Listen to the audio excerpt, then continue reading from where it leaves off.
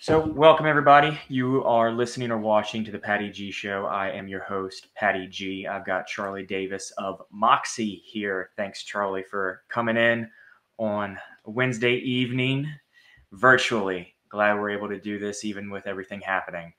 Absolutely. Thanks for having us. Looking forward to being on your show. Absolutely. I appreciate that. So, for those at home, what is the quick elevator pitch of Moxie? What a great question. Moxie helps businesses thrive. We help companies get new customers and better cash flow, which are two very critical needs that almost every business has, obviously. But we do it in a rather innovative way. We use what's called a digital community currency backed by Barter. So in essence, we're helping small businesses barter with each other, whether it's lawyers or doctors or painters or plumbers or plastic surgeons.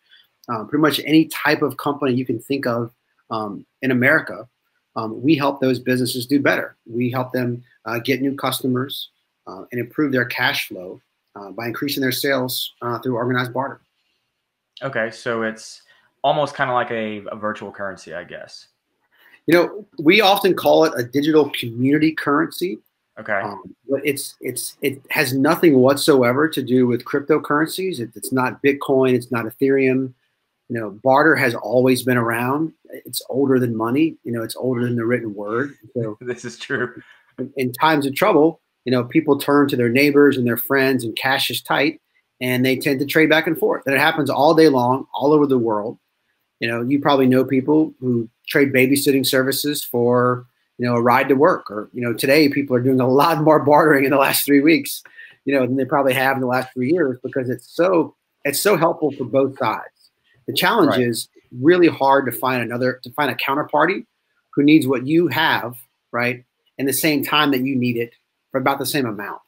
And so barter, what we call direct barter, is very, very difficult to scale, though it is just as powerful as network barter. What we do, sort of manage barter uniquely using a very carefully designed currency, just facilitates barter across the network. So instead of one or two trading partners, you have thousands and thousands of businesses to partner with. Okay, so if I'm a business and I'm looking to get started, how do I get started with Moxie? Yeah, so everybody starts at a zero balance, and you can either earn Moxie dollars first to start with, or we give most businesses an interest-free line of credit that they can tap into. So let's assume that, you know, your CPA firm or your dog walking service joins Moxie, right? So we're going to evaluate your company based upon how long you've been in business, how large you are, and also how vibrant our community is wherever you live, and give you a lot of credit. And so maybe you'll start off on day one giving your employees a bonus, or maybe you'll pay to have your carpets refreshed or have landscaping done outside of your office. And if you spend any of the Moxie dollars before you earn Moxie dollars, your account will go slightly into the negative, as if you were pulling a line of credit. If the opposite happens first and you start getting customers first, you know, maybe somebody who's been thinking about upgrading to a higher CPA firm, but, you know, doesn't want to spend the cash. As soon as your firm accepts Moxie, all of a sudden you'll get new customers. In that situation, you'd be earning Moxie first. So regardless of whether you earn first or spend first, what just happens over time is you'll get new customers, right? So you have additional revenue. That revenue won't be free. You know, you have a cost of goods sold, whatever it happens to be. But you'll have additional revenue. And you'll take those Moxie dollars and you'll buy things that you need inside the network. Right. So it's within the network is when you can go back and use it. So if I'm offering services for somebody within the accounting field or a different field, and they pay me with the Moxie dollars, I can then go to, you know, an auto dealership that said, hey, you know, I need my oil changed. I see you're on Moxie. Will you go ahead and do it that way? Yeah, absolutely. So the person who is changing oil or fixing flat tires or wrapping cars, you know, or fixing your transmission or selling you a car, they have the same business constraints that your company does, right? Which is they need more customers, and all things being equal, they prefer to spend Moxie and save cash dollars as well. And so whenever you can spend your Moxie dollars, you're helping out that small business, just like they're helping you as you spend them at the same time. So it's a win-win-win scenario. The more volume a business does, the higher their revenue grows and the better their cash position becomes. Okay. And so from I guess from an accounting standpoint, how does that work tax wise? I knew you were going to ask that. All good CPAs do. You're going to love the answer. In the 1970s, during our sort of last major recessionary stagflation period, Mm-hmm. barter exploded around the country. It just got bigger and bigger. And so the federal government passed tougher legislation around 1983, which formalized and legalized barter. So now it's regulated by the IRS as a third-party record keeper. And all the government asks is that anybody who participates in a barter exchange gets a 1099-B and reports their income. And so you will pay taxes on your barter income, but you also get a tax deduction for your barter expenses. And so you treat Moxie dollars the exact same way that you would treat US dollars when it moves through your system. So what most people do, what I do for my company is, in QuickBooks, instead of opening up a new account for Chase or Capital One, or Business South, you open up a new Moxie account and you have a credit card that you use to spend your dollars, or you can use our app or our online merchant services, and you just treat Moxie dollars the same way you would treat cash as it moves through your business. Okay. So for accounting purposes, it's just another bank account. Yeah. It's by law a 1-to-1 ratio. Okay. That's interesting.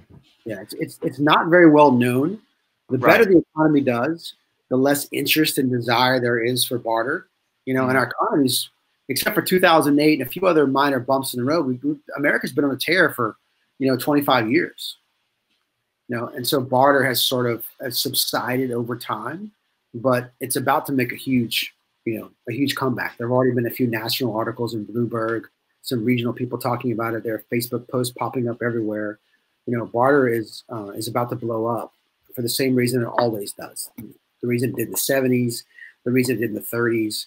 The tighter cash is, the more people are looking for ways to save their cash, and to prove their company.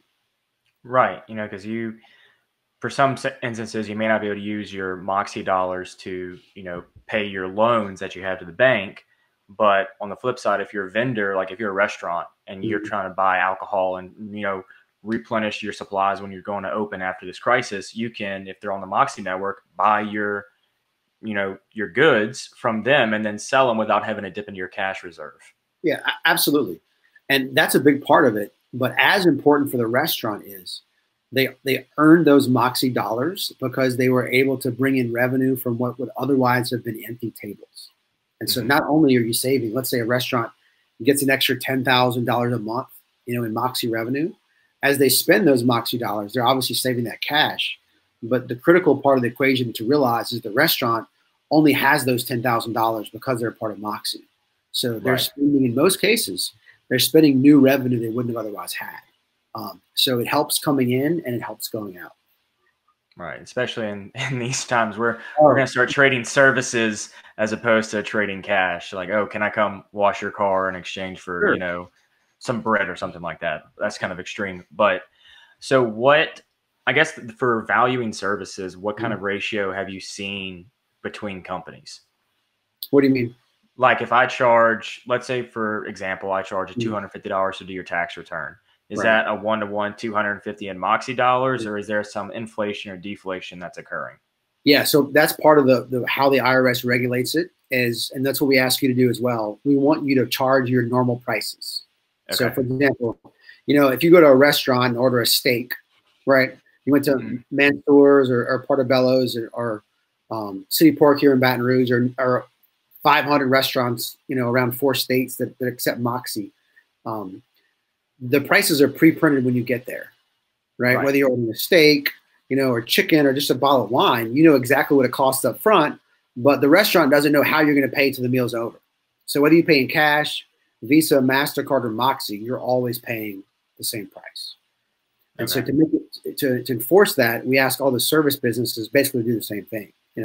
A Moxie customer is not expecting a big discount, but they're not expecting you to inflate your prices either. And so for this to work, and we police the network, we need people to charge, the fair market value they would have charged for US dollars. Okay. So what is your background? Like, how'd you get into Moxie? Yeah. So in fact, came through, I think, one of your previous guests, Brian Rodriguez at GatorWorks. I'm not sure if you knew that or not. Like coming through Moxie with Brian, or working for Yeah, that's how Brian? the whole Moxie thing came, was through Brian. Okay. Yeah, so I helped Brian sort of start GatorWorks, wow, 10, 15, a long time ago. You know, he worked out of my office at Liquid Ventures, and I was sort of the financial partner, and he was the operator of the company. He's done an incredible job, just an amazing job building GatorWorks. And Brian joined a local barter exchange called Partners One. And at first, I didn't really pay a lot of attention, but this is a small business. And Brian started doing more and more business, getting new revenue and spending more money. And finally I said, Brian, what in the world is going on here? It's like, this is America. You can't have like your own currency. I'm pretty sure this is not legal. We have to have a serious talk about what's going on here. And so back then there was no credit card, there was no app, there were just paper checks. And Brian was going to restaurants and dinners and, paying for this little sort of pretend little paper check that he would give, and it would all work out. And so I started just looking into it. I have a background in economics and a real interest in monetary policy and monetary theory. And so the more I looked into it, just the more fascinating I became. I sort of fell down the proverbial, rabbit hole.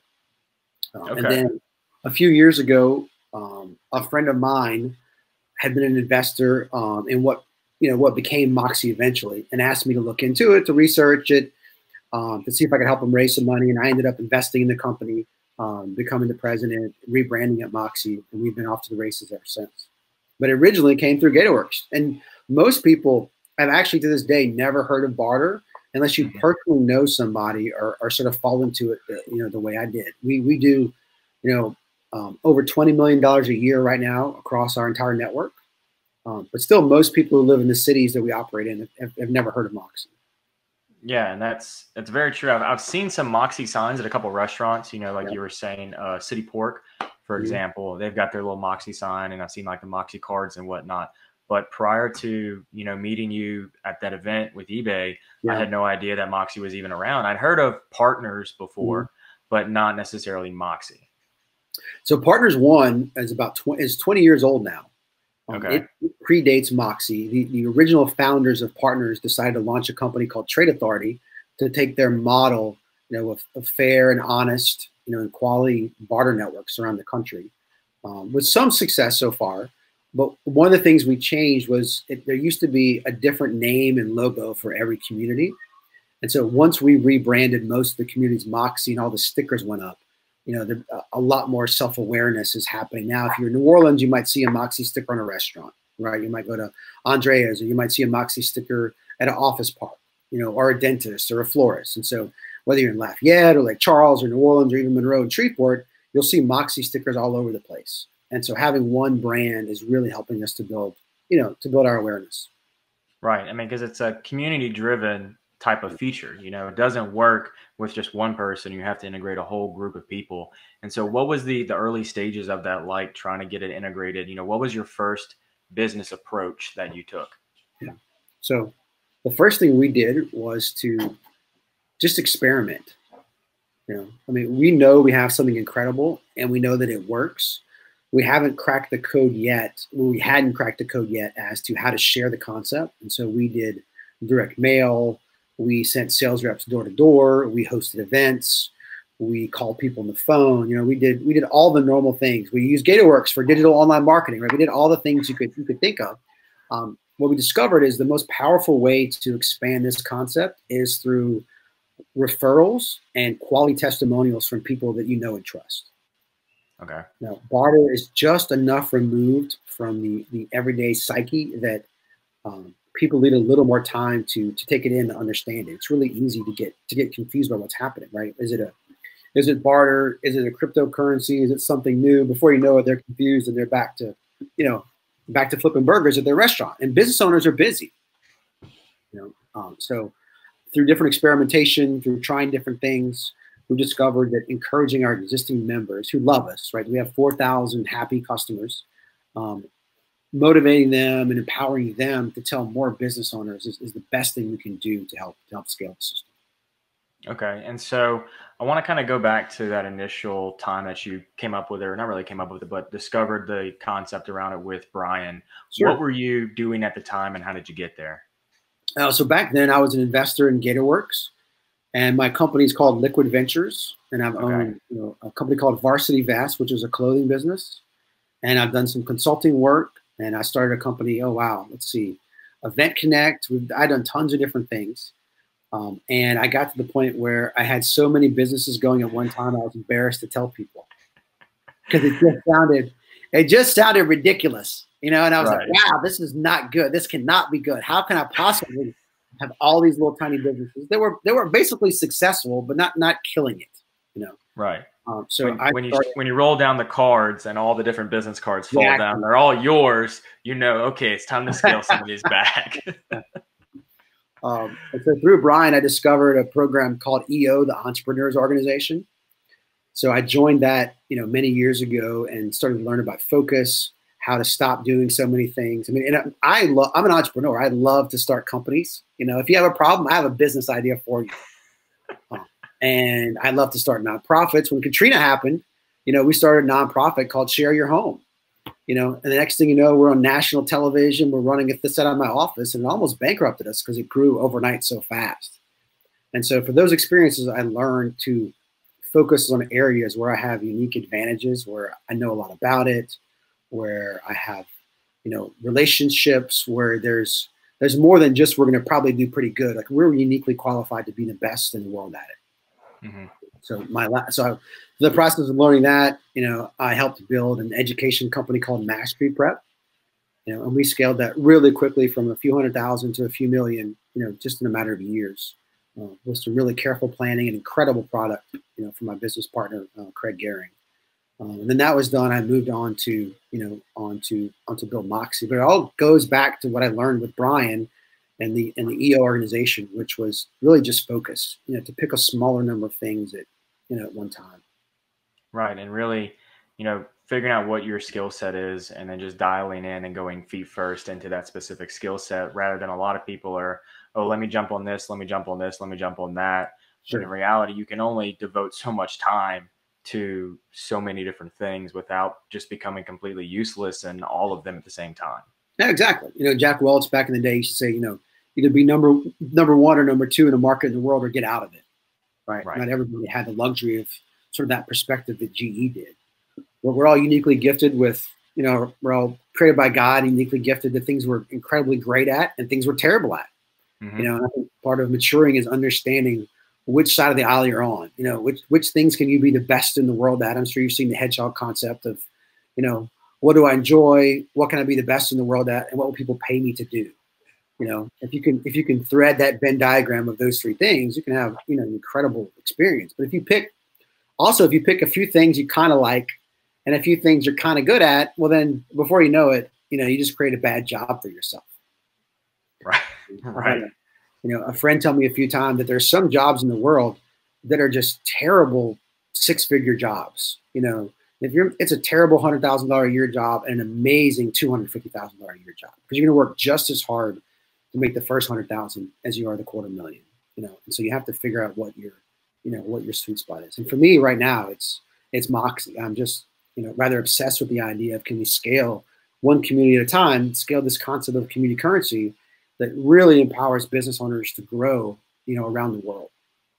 Right. Okay. So where are y'all at right now and kind of how did y'all, grow from that one business into the next? So we started, Partners was the genesis, 20 years ago. Trade Authority, the software company, is 10 years old now. And I got involved in Moxie about 2 years ago, or I involved in the company Trade Authority about 2 years ago. And then we created the brand Moxie. I'll tell you, we spent, for example, about 3 months just creating the logo Moxie and the word Moxie. We wanted a term that sounded like a verb. We could say, let's Moxie this or let's Moxie that. We wanted it to be a word that we could own, right? That sounded fun. And so we went through over 1,500 different ideas before we settled on Moxie. Okay. I asked everybody I knew, what do you think about this? What do you think about that? 3 months later, my business partners just didn't care anymore. Like, Charlie, I don't care. Just pick a name. It doesn't matter, And we were really close. There were a few days that I was like, let's just pick a name. Does it really matter that much? And in hindsight, it's been critical. Moxie also, Moxey, looks like money with one letter different, right? Right. Sounds like a verb. It's easy and fun to say, and it's an abbreviation for medium of exchange, all at the same time. And medium exchange is the core definition of money. And my friend Eric Martin at Ecotema worked really hard putting together, amazing colors for us, logos, concepts, and so we get tons of compliments on the brand, and it really helps people have, more confidence in what we're doing because we took the brand so seriously. Right. And we got Patrick Martin chiming in saying that there were some fun times coming up with that name. That's good. Yeah, yeah. Patrick's a close friend of mine, and everybody's a close friend of mine, including my kids. I drove them crazy. I had internal contests. I have 4 kids. Each of them were required by law to come up with a series of names, except for probably the 4-year-old at the time. My daughters do logos. I asked my parents, my wife's parents. We were out in Colorado on a trip. I asked all those people. We almost named it Wham for a while. I was really close to naming it Wham. How did y'all get stuck on Wham? There's an idea about honest weights and measures. And a big philosophy behind Moxie is an honest currency that small business owners can feel good about, and it's fair. And so we were really close to Wham. We were really close to M1. M0, M1, or sort of the jargon for the monetary base, right? Whether you're talking about checking accounts or savings accounts or CDs, and so I wanted something that would reference money. So it was just tough. It was brutal, but once we fell Moxie, we fell in love with it. Yeah. Now we got Chip Davis chiming in as well, saying thanks for the help from Moxie. Thanking Gary. Yeah. Okay, so throughout that time of coming up with the name, I'm sure there was a lot of sleepless nights and a lot of stresses, not within just internally that you were dealing with, but externally. And I'm sure that kind of fleshed out onto other areas in your life. How did you manage going through that time? Oh, going through just the stress of Moxie? Just the stress of getting a company started. People in startups, they think that, they're going to come up with the idea. I just finished watching Social Network the other night. They're going to come up with the idea, build it in 6 hours, and then the next day it's going to blow up. When in reality, you said you went through 1,500 different name variations. So clearly that wasn't the case. Yeah, I have started numerous businesses, and none of them have ever been easy. When we started our clothing company, Varsity Vests, I had to figure out, and this was probably, 15 years ago maybe, I had to figure out how to source and manufacture custom silk products in China. And this one back was when Alibaba was brand new, when you just couldn't call China on the phone and order fabric. Yeah. I think that took probably 18 months just to get the first really high quality samples in. 18 months of learning how we made collegiate products, which means we made LSU ties and tuxedo vests, and we did it for probably 20 or 30 universities by the time we were done. But just figuring out that first concept took about 18 months, and figuring out how to get licensed from LSU. And so starting a business is never easy. It gets easier the more you do it. At this point, you could parachute me anywhere in the world and I could probably start a company in 30 days because I've done it so many times. But you have to understand the law side, right, and the financial side, and what your upfront capital is going to be, and is it going to be perfect in the beginning, or are you going to have time, and how much time are you going to spend on it? So, an important philosophy is simply, not quitting, just deciding, okay, I'm going to do this. And I've joked with my partners many times that, either Moxie will be successful or I'll die, but one of those two things is going to happen. It's just a matter of when. Yeah, the determination level of just making it happen is so crucial, especially for entrepreneurs getting started within businesses, to not face that first wall or that first rejection. I mean, how many no's did you go through before you got a yes when talking to businesses to incorporate Moxie? Oh, we go through no's all the time. I mean, just 1,500 no's on the name alone. We focus right now on quality referrals. So we have a high sign up rate. It doesn't cost much to join Moxie, and it adds so much value that a lot of businesses, even though they might not fully understand how it works, we'll try it and see how it goes for them. But we've been working hard to raise money, and that has been really, really challenging. It'll probably be easier, in the coming months as we really start to scale. But we've gotten, tons of no's there. I think part of being a successful entrepreneur is just, having the discipline and the perseverance to stick with it. I learned when I was in college at LSU, I needed one more class to graduate, for example, and that class was full. And so I went to the professor and I said, hey, I have to graduate. I need to be in your class. He's like, sorry, the class is full. And I said, well, I can appreciate that. It says right here it's full. I did.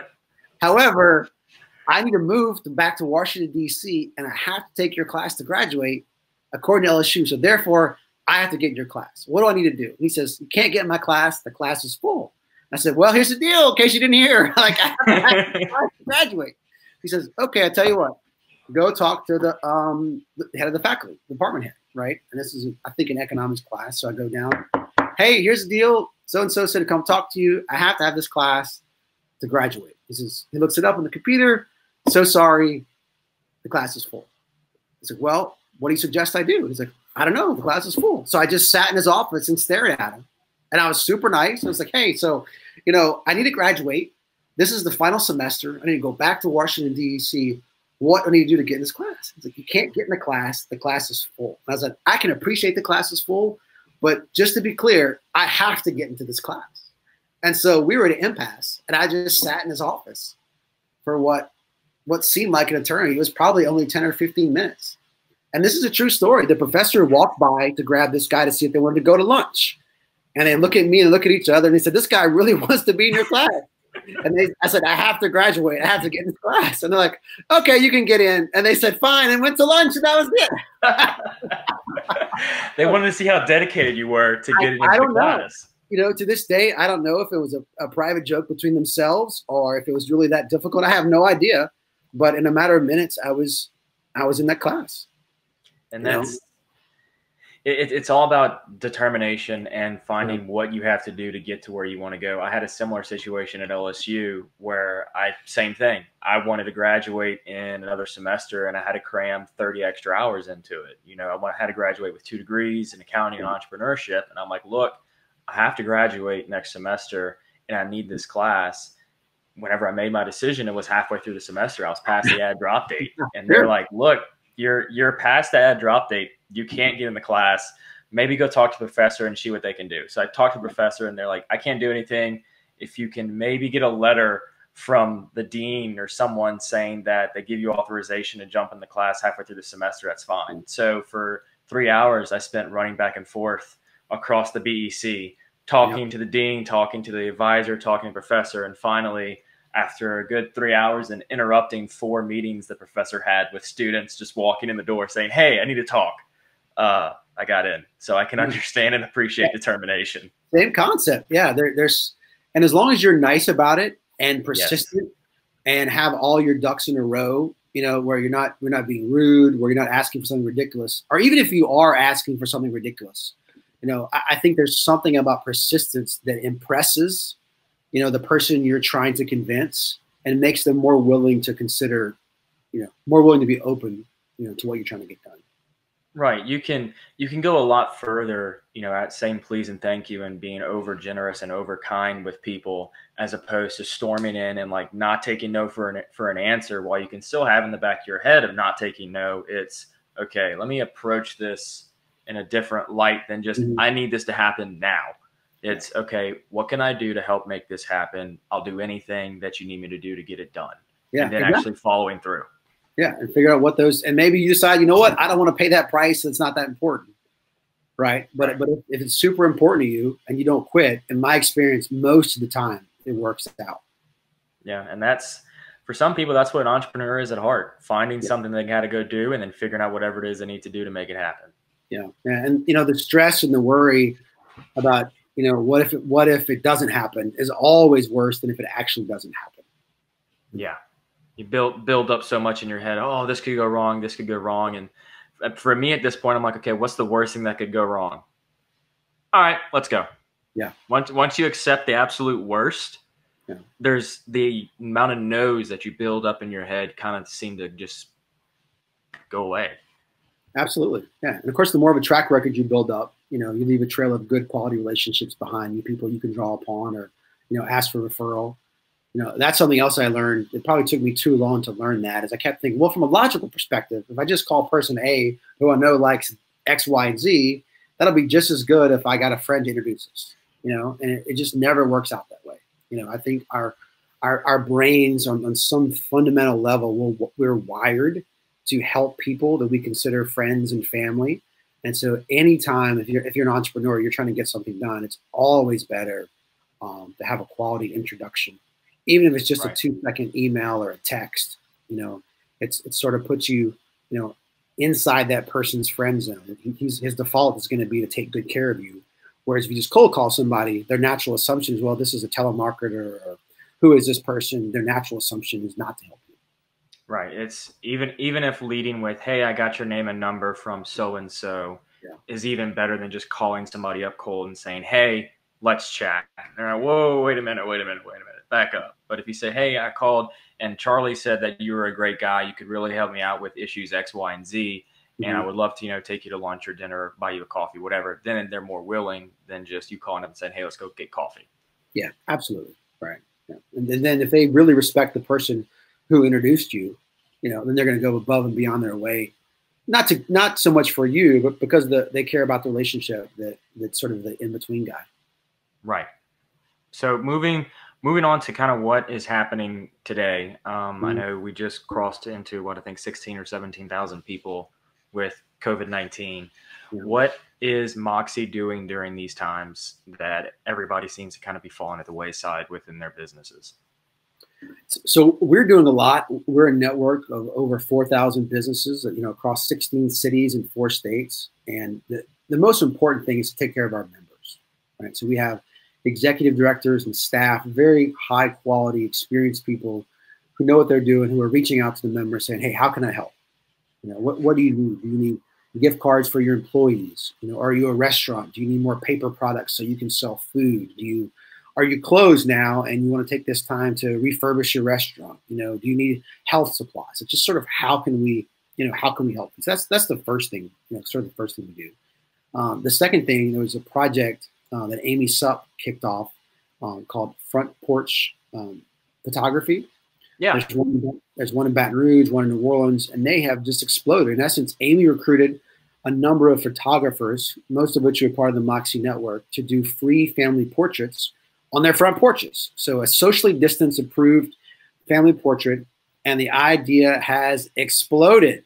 Yes. Every time I get an alert on Facebook, there's 200 more people who have joined this group. The waiting list for families and communities is so long. I can't imagine that they'll ever get to all of them. I think the waiting list is growing faster than they can handle it. But it's been great. The people love it. The photographers love it. Basically, the families that get photographed are volunteering to buy a couple of gift cards for local restaurants. And so you join the project. It's incredibly efficient and organized. So a photographer, 2 people will go into a neighborhood. Amy has been building this process and procedure so she can scale it. And she'll have a photographer and an assistant with a schedule and a map, and everybody's lined up, right? So the photographer goes, gets a great photograph, talks to the family, takes some pictures, moves on to the next person, while the assistant is posting on social media, tagging people, bragging about the restaurants they're helping or the small businesses they're buying gift cards from, right? And it's just this incredible, happy moment. And the pictures are incredible. They are high quality, portrait worthy photographs of these families being captured in a very, very unique moment in time. And I think they'll be for a long time. So that's one thing we're doing. We are also, getting more and more calls from people who want to start Moxie communities, in their town. And so we're trying to put like a Moxie in a box to figure out how can we empower entrepreneurs out there. Any of you watching the show right now who want to launch a Moxie community in your area, how can we? There's a lot of things we've learned over 20 years. A lot of do's, a lot of don'ts, a lot to be careful of. And so we're really, really good at building these communities. And part of the secret sauce is just getting the first 25 businesses together. If you're one, you could be the best restaurant in America or the world's greatest plastic surgeon, but if you're one guy in a town taking Moxie, then you have nobody to come to your store, and you have nobody to spend money with. The first 25 businesses are critical. A few restaurants, a dentist, a landscaper. And so we put together a list of 25 businesses, and we help those champions build their core group. And from there, we teach them how to recruit new businesses and grow it inside the network. We've been toying with the idea of taking our monetary policy. We're really good at managing the credit. It sounds like barter is easy, and it is at first, but it can be really dangerous. The world, literally, the world is littered with hundreds, if not thousands, of barter exchanges that have gone belly up.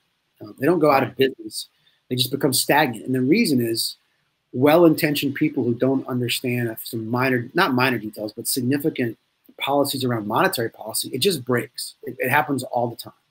And so, we have, 20 years of data now. We're really good at managing the money base. And so we've been thinking about how can we take our philosophy of a strong dollar and do some sort of private stimulus. So if you take, our volume that we do right now in South Louisiana and extrapolate that from Texas to North Carolina, which is a huge part of the country. It's almost 25% of the U.S. You're talking about a economy that, well, pre-virus, would have had a GDP around $6 trillion. So a big, huge swath of America. We think we could deploy about $500 million in instant stimulus to small businesses who could tap into the Moxie network to buy things that they need. And so we're thinking right now, what's next for Moxie? How can we really dig down right now and help as many business owners as we can? Which means not just helping the owners and the partners, but helping their employees. When we can help a business owner improve their cash flow and improve the lives of their best employees, that's a win-win-win scenario for everybody. That's kind of the sweet spot of what Moxie does. Right. And that's especially now, it's making sure those employees of the businesses are taken care of, because they're out there spending those dollars in the community, keeping that local economy going within their wages they take in. So I've seen it's very crucial for small businesses to stay open. They're employing these employees, but it's also making sure that you're able to pay them so they can maintain their life in a certain degree to keep the economy going. To this bounce back is so much shorter than they anticipate it's going to take to get back to normal. Yeah, exactly. One of our companies here, Transformix, it's a Partners One member. I think the first day or the second day this happened, called and ordered gift cards for all their employees. So on day one, they rolled out and started putting cards in the pockets of all. It's a lot of employees. So which means it's a little bit better cash flow for every single one of their employees on the spot, and it in no way negatively impacted the cash flow of the company. Right. So that we're, in essence, we're a tool that a smart business owner can use for a little bit of leverage right now, that they can solidify their company and help their employees, do better. And as we all know, the better care you can take of your employees, the better care they'll take of your customers, and the healthier and happier your entire business will be. Absolutely. So what, for those, like you said earlier, the entrepreneurs that maybe want to start a Moxie community within their own community, what do they need to do as in regards to, from step A to step Z, what do they need to do? Yeah. The first thing to do, go to moxieusa.com. So it's MOXEY USA.com. You can learn about Moxie. There'll be a number of places in there with forms where you can ask for more information, and we can get back in touch with you, or do the same thing on our Facebook page. Post a comment that you're interested in starting a community and tell us where, and we'll be in touch with you, and we'll be putting together sort of a kit, that walks you through the step 1, step 2, step 3, things you have to do as you want to build a Moxie community, wherever you happen to be, whether it's Florida or, or Texas or North Carolina. We've done this enough times now where we're really good at it. And it's, the first part is just finding a small group of business owners who trust you. This is part of the success of a community program like ours, is having trust in the community, which means you have to be, it's more important to be highly ethical than it is to be highly intelligent. We already know what to do. So we need a good work ethic and somebody that's really, really trustworthy. The kind of person the community relies on when times are tough. If you can get somebody that has those two qualities, we can help them build an incredible thing in their area that could help hundreds or thousands of business owners in a very short amount of time. Okay, so starting to kind of wrap up, I like to ask, what are 2 lessons that you've learned throughout this process of, it doesn't even have to be limited to building just Moxie. Over the course of your, I guess, career within the multiple businesses you've opened, what are 2 lessons that have stuck with you throughout it all? Yeah, I think I touched on some of them earlier, but I think one of the most important things I learned is focus. It took me a long time to get there. I sort of prided myself on all the things that I could do, and do well. But when I started focusing on one or two things at a time, yeah, I really became extraordinarily more successful, just focusing there. I've also learned, I sort of fell in this accidentally.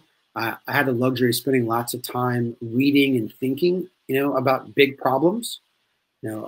Many years ago, I spent, I think, 2 weeks thinking about one problem and meeting a buddy of mine for coffee for like 3 hours a day for like 2 weeks. And that's all we did. And we solved the problem. So sometimes it just takes a lot of reading and a lot of time and a lot of thinking time. And there's a saying in the business world, you want to work on your business and not in your business. And that sounds great, but it's really hard to do. And so if you're in the trenches and you're slammed all day long, returning phone calls and doing customer service and doing sales and typing in checks and all the normal things that a business owner has to do, if all of your mental capacity is spent there, then very little time is spent on the business, which means you might miss out on on massive worldwide changes that are happening. I mean, no one's going to miss out on unfortunately a pandemic like we're going through now.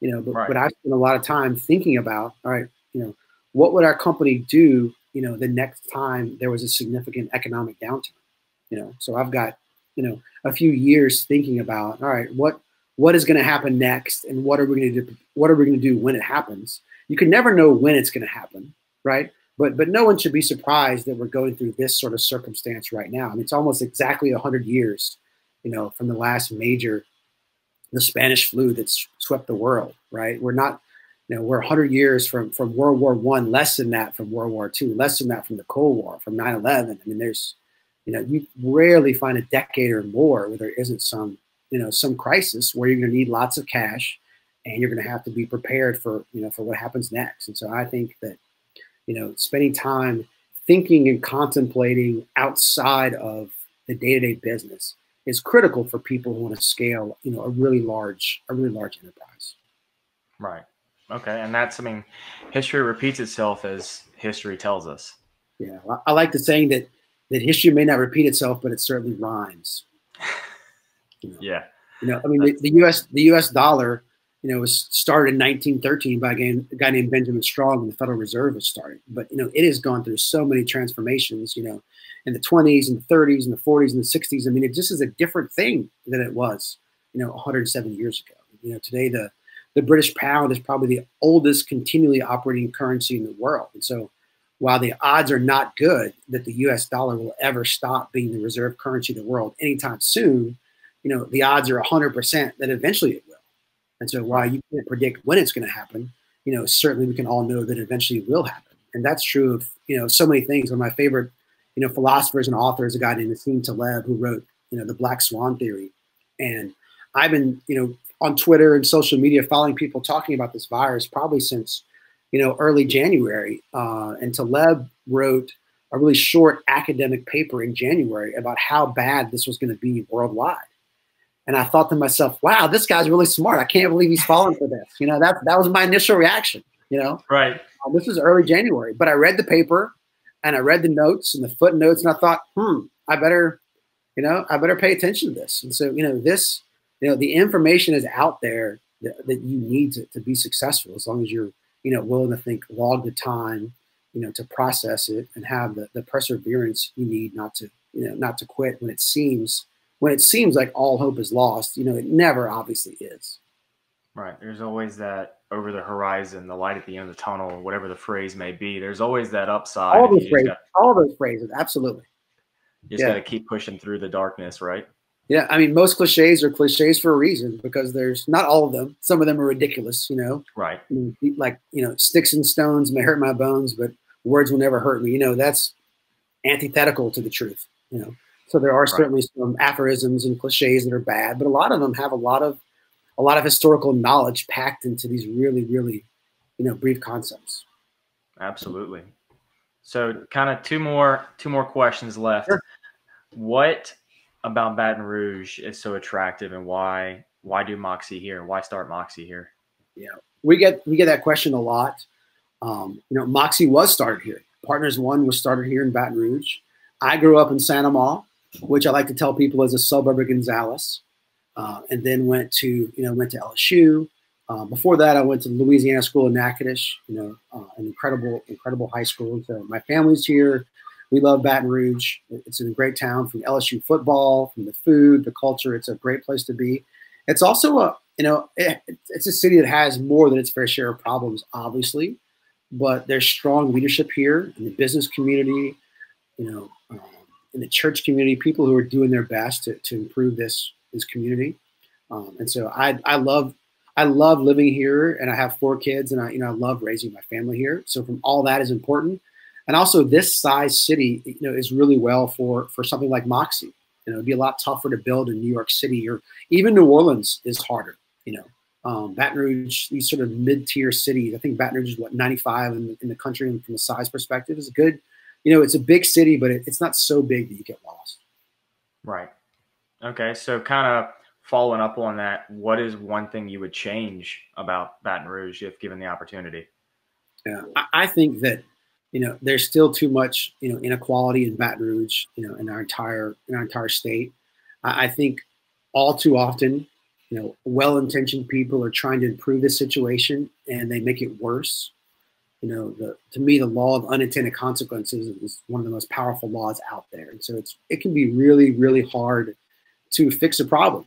So often you mean well, right? And someone with means has a great idea and a decent sized checkbook, and before you know it, they've made the problem worse. Right. I think some of the inequality issues we have here in Baton Rouge, if I had to pick just one, I mean, the obvious answer is traffic. I think it's great now. What are you talking about? It's a little worse already. People are starting to go back to work, I think, probably too soon. I think if I could wave a magic wand, I would build so many roads that would impact the spot price of concrete. But unfortunately, infrastructure should have been built 20 years ago. You just can't throw a road down where a house is now. And so we have to do a lot to fix our infrastructure problems. I mean, it's tough to move across the city during a large part of the day, and it adds such variability into your planning and makes it difficult. I mean, on a good day, it's fast, and on a bad day, it's really, really bad. If you have an important meeting, you don't know if it's going to be good or average or really bad, and so it causes, our insurance rates to go up. It causes lost time. I think it's probably one of the areas that our city should focus on. That and education are critical things that I would improve here, between lowering the traffic rates by increasing infrastructure, increasing school choice, supporting charter schools, making so that any kid, regardless of their socioeconomic standards, can get a great education. I was blessed to go to Santa Ma High School and then Louisiana School in Natchitoches, which is easily one of the top high schools in the country. And so I was very, very fortunate to get a great education, and it's certainly changed my life. And so it breaks my heart that we have so many kids stuck in failing schools here. Right. I think those are all great things that need to be improved within the community, and we take one step each day to try and do the better job that we can. So for people wanting to get more involved with Moxie, what is a good resource, or what is a good way for them to do that? Yeah, so the website, moxieusa.com. I see somebody put it in the chat group. Thanks. You can follow me on Twitter at Charlie Davis. We're also, Moxie's all over LinkedIn. We're on Facebook. You can email me, cdavis@moxieusa.com. We'd love to hear from anybody that wants to plug into what we're doing here in South Louisiana, or really anywhere in the country. This is an incredible time, probably for a lot of people who are out of work, looking for something to do that can both help themselves and help their communities at the same time. Perfect. Well, thank you so very much, Charlie, for coming on. I really appreciate your time. I know during these times it's tough, but I think everybody's kind of got a lot. Yeah, thanks for having me. I really enjoyed it. Love your show. Oh, yes. So for everybody listening, everybody watching, you are listening and watching to the greatest rendition. Hopefully not for much longer. I think we got to get America back to work. Absolutely. Absolutely. So for everybody listening and watching, this is the latest rendition of the Patty G Show. I am your host, Patty G, with Charlie Davis from Moxie. We are signing off, and have a good night. You got it. Thanks, guys.